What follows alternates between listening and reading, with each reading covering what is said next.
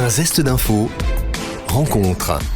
À la découverte de notre patrimoine, direction la Normandie et plus précisément la ville de Rouen en Seine-Maritime avec l'historien Henri de Cans. Nous sommes au nord de l'église abbatiale Saint-Ouen. En dehors de l'église, bien sûr, il y avait des bâtiments conventuels où étaient logés les moines. La plupart de ces bâtiments ont aujourd'hui disparu.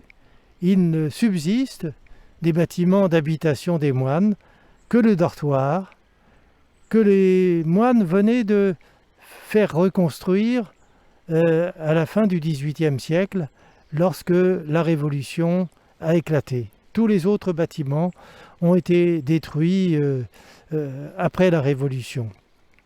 Ce grand bâtiment, donc, c'est un bâtiment de la deuxième moitié du XVIIIe siècle, qui fait une centaine de mètres.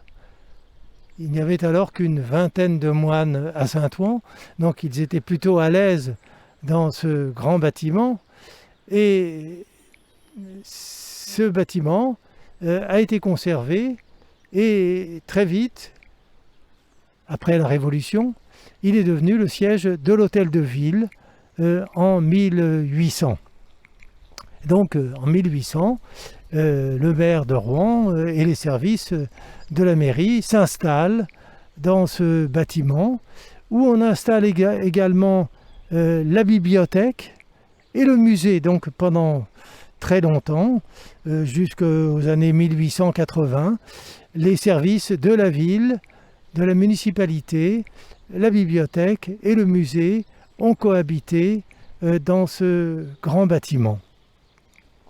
C'est un bâtiment intéressant parce que il est d'une grande sobriété, c'est le style de l'époque Louis XVI, et on peut dire que il y a un contraste entre ce bâtiment et le chevet gothique de Saint-Ouen, mais à cette époque, on n'avait pas peur des contrastes. Des propos recueillis par Martin Patry. Vous pouvez retrouver cette rubrique en podcast audio et vidéo sur notre chaîne YouTube Radio Sensation et sur notre site et application. Un zeste d'info.